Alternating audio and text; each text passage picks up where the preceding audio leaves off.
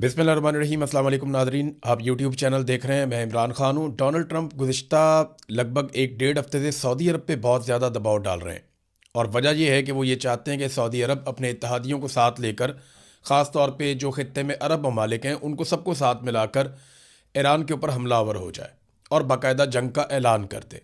Donald Trump के पास कोई और रास्ता बचा नहीं है।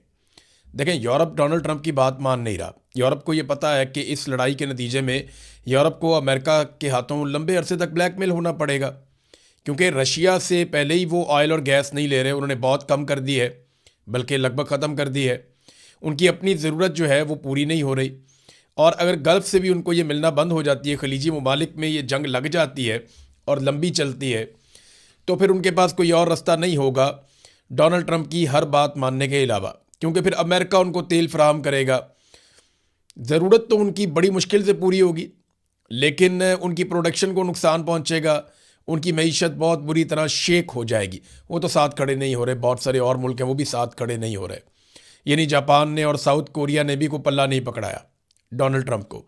तो अब डोनाल्ड ट्रंप अरब ममालिक को इस लड़ाई में घसीटना चाहता है। अगर अरब ममालिक अपने इत्तेहादियों के साथ इस लड़ाई में कूद जाते हैं तो सूरत हाल काफ़ी मुश्किल हो जाएगी ईरान के लिए भी, और डोनाल्ड ट्रंप के लिए फिर रास्ता निकलेगा कि वो आहिस्ता आहिस्ता बाकी ममालिक को भी इस लड़ाई का हिस्सा बनाए। तो इसलिए सऊदी अरब के ऊपर बहुत दबाव डाल रहा है, लेकिन सऊदी अरब पूरी कोशिश कर रहा है कि वो इस लड़ाई से अपने आप को बाहर रखे। और शायद इसी वजह से मोहम्मद बिन सलमान के बारे में डोनाल्ड ट्रंप ने बहुत ही गलीज़ ज़ुबान इस्तेमाल की है, और ख़ास तौर पे उस वक्त इस्तेमाल की है जिस वक्त डोनाल्ड ट्रंप सऊदी अरब के सरमायाकारों से खिताब कर रहे थे। ये बड़ा हद तक अमेज़ रवैया है, और ये वो फ्रस्ट्रेशन है कि सऊदी अरब बात क्यों नहीं मान रहा। सऊदी अरब को चाहिए कि वो हमारे साथ मिलकर ईरान के ख़िलाफ़ लड़ाई लड़े, लेकिन गल्फ़ ममालिक को ये बात समझ आ गई है कि अगर वो ईरान को मारेंगे तो ईरान उसी तरह वापस मारता है जब वो अमेरिका के 13 अड्डे तबाह कर चुका है। देखें, ये अड्डे कहीं छुपे हुए तो नहीं थे, ये सऊदी अरब के अंदर हैं, यूएई के अंदर हैं, बहरीन के अंदर हैं, कतर के अंदर हैं, ओमान में भी है, इसके अलावा कुवैत में है, उर्दन में है। तो ये जितने भी अड्डे हैं ये इन्हीं ममालिक के अंदर हैं। इन अड्डों की तबाही इन्होंने अपनी आंखों से देख ली है अरब ममालिक ने। तो उन्हें यह आइडिया हो गया है कि जो अमेरिका अपने फ़ौजी अड्डे नहीं बचा सका ईरान से, वो हमारी इमारतों को, हमारी पब्लिक को, हमारी तनसीबात को, या हमारी जो ऑयल की रिफाइनरीज हैं उनको ईरान के मिसाइलों से कैसे बचाएगा। और ये बड़ा वैलिड क्वेश्चन है। अगर ईरान के अंदर तबाही होती है तो वो जवाबन तबाही करेगा खित्ते के अंदर, और उसको ये जवाब भी मिल जाएगा कि क्योंकि सारे अरब मुल्क मेरे से लड़ रहे हैं, लिहाजा मैं इनके ऊपर भी उसी तरह अटैक कर सकता हूँ। तो अरब जो है वो अब गुरेज कर रहे हैं लड़ाई से। अभी तक तो वो इसके अंदर नहीं उतर रहे। डोनाल्ड ट्रंप के ऊपर प्रेशर इतना बढ़ गया है कि उसने अपने फॉलोअर्स को ये मशवरा दिया है कि वो फॉक्स न्यूज़ देखें। फॉक्स न्यूज़ वो वाहिद चैनल रह गया है जो डोनाल्ड ट्रंप को अमेरिका में सपोर्ट करता है। हालांकि जब बाकी सारे चैनल सपोर्ट करना छोड़ भी दें तब भी फॉक्स न्यूज़ सपोर्ट करता रहता है। उसने इलेक्शन में भी बहुत सपोर्ट किया था, और डोनाल्ड ट्रंप ने एक दौर में ये बात भी कही थी कि मेरे जो फॉलोअर्स हैं वो फॉक्स न्यूज़ देखते हैं और मुझे वोट डालते हैं। ये बहुत पुरानी बात है, पिछले इलेक्शन में डोनाल्ड ट्रंप ने ये बात कही थी, मुझे आज भी याद है। ईरान में ज़मीनी ऑपरेशन की तैयारियां अमेरिका बहुत तेज़ी से कर रहा है। पेंटागन से जो रिपोर्टें आई हैं मैं आपके साथ शेयर करता हूँ। वाशिंगटन पोस्ट ने इसके बारे में लिखा भी है, और इस हवाले से जो डेवलपमेंट है वो ये है कि पेंटागन ईरान में ज़मीनी कार्रवाइयों की तैयारी कर रहा है। ये वाशिंगटन पोस्ट ने रिपोर्ट किया है। हालांकि अभी डोनाल्ड ट्रंप ने कोई ऑर्डर नहीं दिया, फ़ौजी तैनाती की कोई मंजूरी नहीं दी, लेकिन बड़े पैमाने पर अमरीकी फ़ौजियों को खित्ते में पहुँचाया जा रहा है। पहले हज़ारों फ़ौजी पहुँचाए गए, हज़ारों फ़ौजी रस्ते में हैं, और 10,000 फ़ौजियों के बारे में एक हफ्ते के अंदर मज़ीद फ़ैसला किया जाएगा। कुछ लोगों का कहना है कि अमेरिका को बहुत बड़े पैमाने पर फ़ौज ले जानी पड़ेगी, लेकिन अमेरिका के अंदर ही कुछ लोग ये कह रहे हैं कि अमेरिका ईरान के अंदर महदूद पैमाने पर ज़मीनी ऑपरेशन करके फटाफट वहाँ से निकल जाएगा। देखिए, ईरान के अंदर अमेरिका का घुसना तो अमेरिका की मर्ज़ी से होगा, लेकिन वहाँ से अमेरिका जब निकलेगा तो उसमें ईरान की मर्ज़ी शामिल होगी। यानी ईरान अगर निकलने देगा तो वो निकलेंगे। आप ज़मीन के ऊपर तो उतर सकते हैं, लेकिन ज़मीन से वापस उड़ने के लिए आपको बड़ी मुश्किलात का सामना करना पड़ता है। अमेरिका कुछ चीज़ें ढूंढ रहा है। मिसाल के तौर पे अभी तो अमेरिकन की जो सेंट्रल कमांड ने इस बात की तस्दीक की है कि अमरीकी जंगी बहरी बेड़ा USS ट्रिपोली 3500 सेलर्स और मरीन्स को लेकर मशरिक़ वस्ता पहुंच गया है। इससे पहले एक बेड़ा जो है अमेरिका का वो खड़ा हुआ है यूनान के करीब पानियों में, और वहाँ उसकी मरम्मत हो रही है। उसके अंदर जो सेलर्स थे वो ज़ख्मी हो गए, उनका अस्पतालों में इलाज चल रहा है। तो अमेरिका को नुकसान बेचारे को काफ़ी हुआ, बहुत सारी चीज़ों में नुकसान हुआ। एक नुकसान उसको ये भी हुआ। अभी एक बहुत भारी नुकसान अमेरिका का हुआ, वो मैं आपको बता देता हूँ, क्योंकि कल का दिन जो था वो अमेरिकी हुकूमत के लिए या वाइट हाउस की इंतज़ामिया के लिए बड़ा खौफनाक दिन था। कल के दिन में बहुत बड़ी कार्रवाइयाँ होगी। एक तो अमेरिका के अंदर नो किंग्स मूवमेंट चल रही है, और उसमें कल पूरे अमेरिका में बहुत बड़े पैमाने पर एहतजाजी मुजाहरे हुए। अमेरिका की हर स्टेट के अंदर अमेरिकन बाहर निकल आए। और देखें कैसा मुल्क है कि वहाँ पे कोई जबरी तौर पे लापता नहीं हुए लोग, वहाँ की फ़ौज ने चादर और चार दीवारी का तकद्दुस पामाल नहीं किया, लोगों को गैर कानूनी तौर पे गिरफ्तार नहीं किया गया, लोगों के घरों में छापे नहीं मारे गए, लोगों की इमलाक को नुकसान नहीं पहुँचाया गया, उनकी गाड़ियाँ नहीं तोड़ी गई, ख़वातीन को सड़कों पर नहीं घसीटा गया, बच्चों को हरासा नहीं किया गया। ये चीज़ें अमेरिका में नहीं, पाकिस्तान में की हैं। पाकिस्तान की फ़ौज ने और पाकिस्तान के इदारों ने मिलकर आसिम मुनीर साहब के इशारे पे ये सब कुछ किया पाकिस्तान में, लेकिन अमेरिका में ऐसा कुछ नहीं किया गया। हालांकि डोनाल्ड ट्रंप की हुकूमत है, वो दुनिया में जहाँ दिल करता है जो मर्जी करता है, लेकिन अपने मुल्क में नहीं कर पाता। वो अपने मुल्क में वो जमहूरियत है, वहाँ पर आज़ादी इज़हार राय है वहाँ पर। तो वहाँ पर बड़े पैमाने पर लोग निकले और बड़ा दबाव है डोनाल्ड ट्रंप पे और मौजूदा हुकूमत के ऊपर कि वो मिड टर्म इलेक्शन भी नहीं जीत सकती और दोबारा उनका इक़्तिदार में रहने का कोई इम्कान भी नहीं है, और इनके साथ होगी भी बहुत बुरी जब ये इक़्तिदार से निकलेंगे। ये उन्हें दिखाई दे रहा है, डोनाल्ड ट्रंप अपने मुंह से कह चुका है। अब सऊदी अरब के अंदर एक बहुत बड़ा नुकसान भी हुआ डोनाल्ड ट्रंप का, अमेरिका का। मैं आपको कह रहा हूँ ना कि ये जो 28 तारीख थी बड़ी खौफनाक थी अमेरिका के लिए। इससे पहले मैं रिपोर्ट कर चुका हूँ, लेकिन पहले इतना अंदाज़ा नहीं था कि इतना बड़ा नुकसान हुआ होगा। प्रिंस सुल्तान एयरबेस के ऊपर जो हमला हुआ है उसमें $1 अरब से ज़्यादा मालियत का एक अमरीकी कमांड तैयारा तबाह हो गया है, और इसके अलावा 3 वो तैयारे तबाह हो गए हैं जो रीफ्यूलिंग करते हैं, और वो भी बड़े कीमती तैयारे हैं। यानी जो तैयारा तबाह हुआ, मेन तैयारा E-3 एवॉक्स तैयारा जो तबाह हुआ, ये लड़ाई में बहुत मदद करता है, पूरा जो फ़िज़ाई ऑपरेशन है उसमें मदद करता है अमेरिकन एयरफोर्स की, और ये आगाह करता है किसी भी हमले के हवाले से, किसी भी मिसाइल के हवाले से। तो ये बड़ा कमाल और बड़ा एक्सीलेंट किस्म का तैयारा है जिसको तबाह कर दिया। और इस तैयारे के बिल्कुल मिड में आके इसराइली ड्रोन था या मिसाइल था, वो बिल्कुल आके इसके पेट में लगा, बीच में से तैयारा ही दो कर दिया। और अब इसकी ईरान ने वीडियो भी जारी कर दी है, तस्वीर भी जारी कर दी है। उसके अंदर अगर आप देखें तो ये तैयारा तो रिपेयरेबल ही नहीं है, बिल्कुल ही मुकम्मल तौर पर तबाह बर्बाद करके कचरा बना दिया तैयारे को। अब वो स्क्रैप में बिक सकता है और कुछ नहीं हो सकता इस तैयारे का। तो एक तो ये अमरीकी तैयारा बिल्कुल ही बर्बाद कर दिया। इसके अलावा 3 दीगर तैयारे अमेरिका के जिनकी मालियत 80 मिलियन अमरीकी डॉलर्स है, वो 3 तैयारे भी तबाह कर दिए। और वहाँ पे अमरीकी फ़ौजी भी बहुत बड़े पैमाने पे थे, वो ज़ख्मी भी हुए हैं। अब अमरीकी फ़ौजी हलाक हुए या नहीं हुए इस हवाले से अभी तक कोई इतला नहीं है। तो अमेरिका के पास जो है वो अब तैयारों की कमी होती जा रही है, एक एक करके उनके तैयारे गिरते जा रहे हैं और ज़मीन के ऊपर भी तबाह होते जा रहे हैं। तो 4 आप ये शामिल कर लें, 16 पहले ब्लूमबर्ग ने बताए हुए थे, 1 थोड़े दिन पहले ईरान ने बताया था, तो ये तो कोई 2 दर्जन के करीब नंबर पहुंचने वाले हैं। अमेरिकन तैयारों के गिरने की रफ्तार इंडियन तैयारों के गिरने की रफ्तार से भी शायद ज़्यादा बनती जा रही है। और हैरत अंगेज़ तौर पर वो मुल्क अमरीकी तैयारों को तबाह कर रहा है जिसकी अपनी कोई प्रॉपर एयरफोर्स ही नहीं है। यानी ईरान के पास तो कोई प्रॉपर एयरफोर्स नहीं है। अगर रशिया से लड़ते जिनके पास अपनी एयरफोर्स है, या चाइना से लड़ते जिनके पास अपनी एयरफोर्स है, तो फिर सोचिए कि आप कितना नुकसान होता अमेरिका को, ये आप इमेजिन कर सकते हैं। नादरीन, रूस ने इस वक्त एक बड़ा कदम उठाया। देखें, रशिया पैसा तो कमा सकता है तेल बेच के, और उसने पहले कमाया भी है पैसा, और वो आइंदा भी पैसा कमाएगा। तेल और गैस के ज़खायर तो उसके पास ही रहेंगे ना, उन पर तो कोई कब्जा करने नहीं जा रहा। लेकिन इस वक्त अमेरिका पे शदीद दबाव है आलमी सतह पे बढ़ती हुई पेट्रोलियम मसनूआत की कीमतों का। तो अमेरिका ने रशिया के ऊपर से पाबंदियां उठवा दी कि जनाब रूस अपना तेल बेच ले। हत्ता कि ईरान भी अपना तेल बेचे तो अमेरिकन चुप रहते हैं कि ठीक है, बेचने तो उनको तेल, आलमी मंडी के अंदर कीमत तो मुनासिब रहेगी। लेकिन अब रशिया ने बड़ी कार्रवाई कर दी। रूस ने ऐलान कर दिया कि वो 1 अप्रैल से लेकर 31 जुलाई तक, यानी 4 महीने तक वो पेट्रोल नहीं बेचेगा, गैसोलीन नहीं बेचने जा रहा दुनिया को। अब इससे क्या होगा, ये और प्रेशर बढ़ेगा, यूरोप के ऊपर प्रेशर बढ़ेगा, जो मशरिक़ वस्ता है इसके ऊपर प्रेशर बढ़ेगा, अफ्रीका पे बढ़ेगा और साउथ एशिया पे बहुत प्रेशर बढ़ेगा। तो ये जो ऐलान किया है रशिया ने, इससे यूरोप की और बाकी ममालिक की परेशानी बहुत बढ़ेगी और डोनाल्ड ट्रंप के ऊपर दबाव आएगा कि जल्द अज जल्द इस मामले को ख़त्म किया जाए।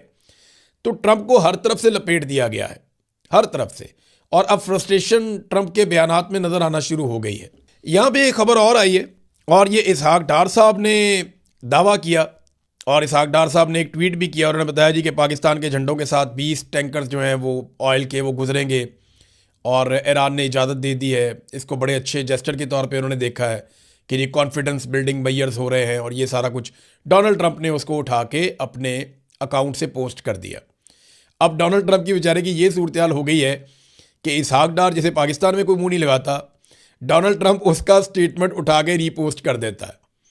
ये डोनाल्ड ट्रंप की सूरत हाल बन चुकी है। उसको सिर्फ इतना पता हो ना कि ये आदमी पाकिस्तान में क्या है और इसकी पाकिस्तान में क्या हैसियत है, तो डोनाल्ड ट्रंप को अंदाज़ा हो जाए कि वो बेचारा किस हद तक परेशान हो गया। और पाकिस्तानियों को तो बड़े आराम से आइडिया हो जाएगा कि अगर इसहाक डार जैसे आदमी की तौसीक करनी पड़ रही है डोनाल्ड ट्रंप को, तो डोनाल्ड ट्रंप की बेचारे की अपनी क्या हालत होगी।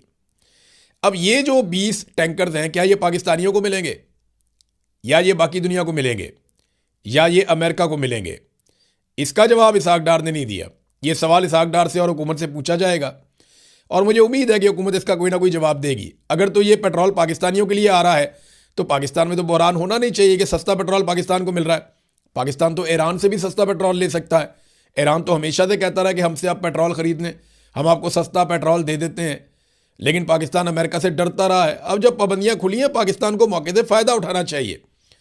देखें ना, पाकिस्तान के अंदर PSL हो रही है, इंडिया के अंदर IPL हो रही है।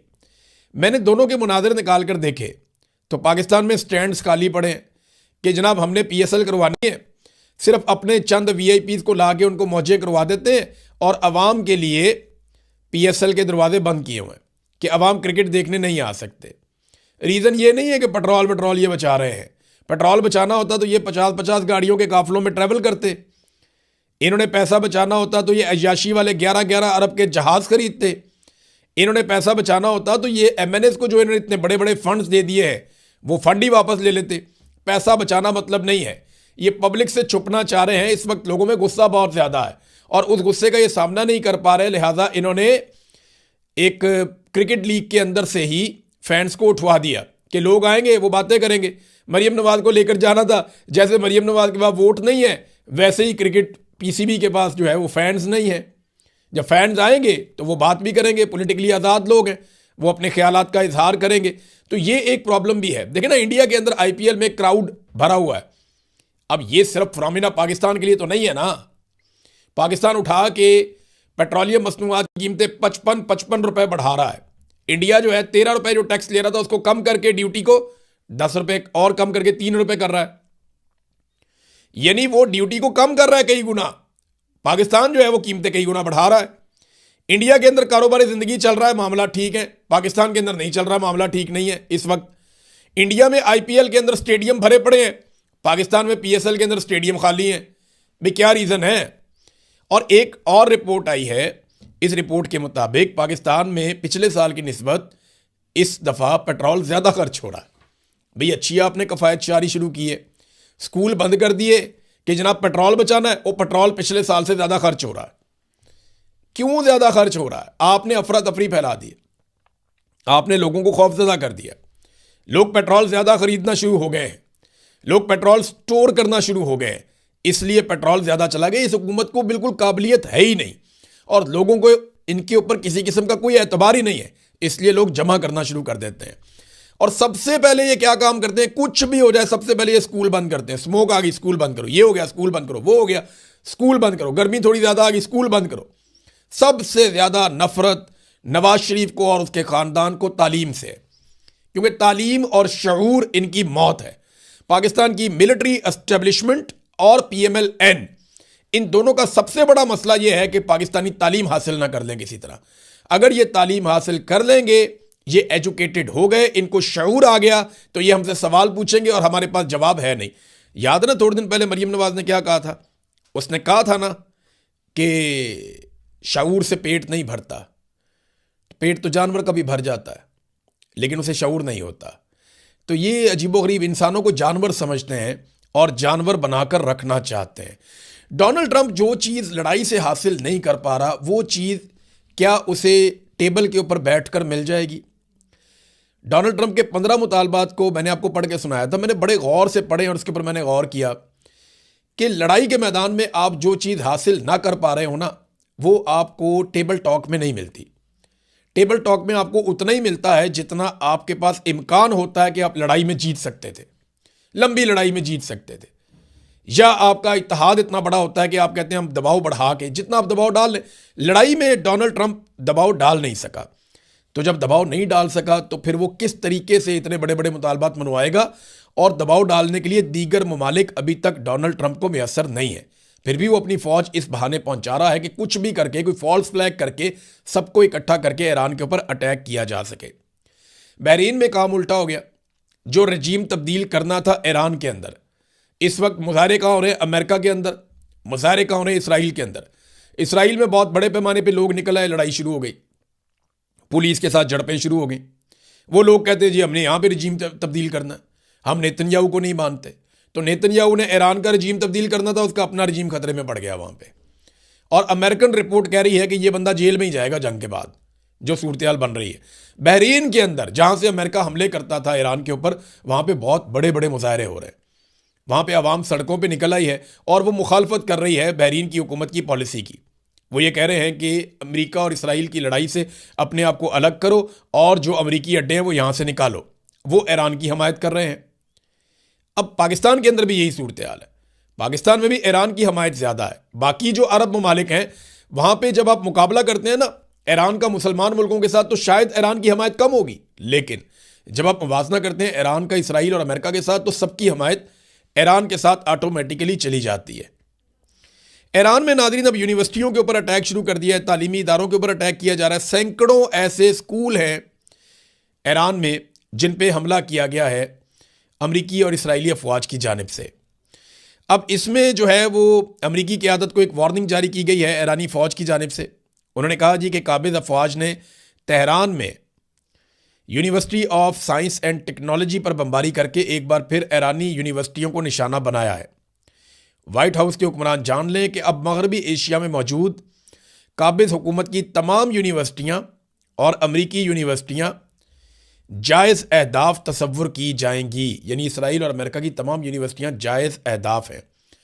जब तक कि तबाहशुदा ईरानी यूनिवर्सिटियों के बदले में उनकी 2 यूनिवर्सिटियों को जवाबी कार्रवाई का निशाना नहीं बना लिया जाता, हम ये करेंगे। अब अंदाज़ा करें कि ईरान ने जो कुछ उसके साथ हुआ ना, उसका उतना ही उसने जवाब दिया।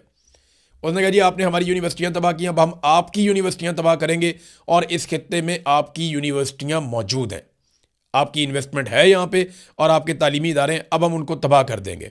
नाज़रीन, दूसरी जानिब हिज़्बुल्लाह ने और हौसियों ने हमले बहुत तेज़ कर दिए और बहुत सारे टैंक इसराइल के तबाह कर दिए हैं। इसराइल के ऊपर एक के बाद एक यलगार की जा रही है। तो ये ईरान के साथ साथ अब वो भी अटैक कर रहे हैं। ईरान ने बड़े खौफनाक हमले किए हैं गुज़िश्ता 24 से 36 घंटों में और ये लड़ाई कम होने की बजाय बढ़ती हुई दिखाई दे रही है। ये बात तो मुझे दुरुस्त नज़र आती है कि अगले 8-10 दिन बहुत इंपॉर्टेंट हैं। अगर 6 तारीख तक इस लड़ाई को समेट के बंद कर दिया गया तो बहुत अच्छी बात है, लेकिन अगर ये लड़ाई फैल गई और मज़ीद हमायती सामने आ गए दोनों जानिब से, तो ये लड़ाई फिर किसी और सिमत चली जाएगी, खुदा न खास्ता, जिसका खुमियाजा पूरी दुनिया को भुगतना पड़ेगा। क्योंकि इस वक्त एक और ख़बर ये आई है कि ईरान जो है वो आलमी जौहरी मुआहदे से निकलने पर गौर कर रहा है और उसकी वजह जो ईरान ने बताई है उनके अपने मीडिया के ज़रिए वो ये है कि ये जो IAEA के लोग आते हैं एटमी असासों के हवाले से चेक करने के लिए, ये जासूसी करते हैं जिसका ईरान को नुकसान हो रहा है और ईरान इस वजह से क्योंकि हालत जंग में है तो इस जौहरी मुआहदे से बाहर निकल सकता है। अगर वो इस मुआहदे से बाहर रहेगा तो किसी भी वक्त वो एटमी धमाके भी कर सकता है। तो ये भी एक ख़तरे की घंटी है जो पूरी दुनिया के लिए बज रही है। 70 के करीब बरतानवी शहरी गिरफ्तार कर लिए गए हैं UAE में और गिरफ्तारी की वजह यह है कि उन्होंने जो तबाही हुई ईरानी हमलों के नतीजे में, वो तबाही उन्होंने दिखाई है। देखिए, इसराइल है, UAE है, बहरीन है, कुवैत है, सऊदी अरब है, ये तमाम ममालिक सेंसर कर रहे हैं अपने नुकसानात को। ये नुकसान दिखाने नहीं दे रहे, बल्कि इसके ऊपर उन्होंने बड़ी सख्त किस्म की सेंसरशिप लगाई हुई है। जबकि ईरान अपना नुकसान बता भी रहा है और अपने मुखालिफिन का नुकसान भी बता रहा है। ईरान ने इस लड़ाई को बड़े क्रिस्टल क्लियर तरीके से लड़ा है, जबकि अमेरिका और उसके इत्तेहादियों ने इस लड़ाई को इस तरीके से लड़ा है कि वो चीज़ों को छुपाते हैं, खुफिया रखते हैं। अभी तक नाज़रीन इतना ही, यहाँ पे रोक लेते हैं इस वीलॉग को। नेक्स्ट वीलॉग में और इन्फॉर्मेशन मैं आपके साथ शेयर करूँगा। अब तक के लिए इतने, अपना ख्याल रखिएगा, अपने चैनल का भी। अल्लाह हाफ़िज़।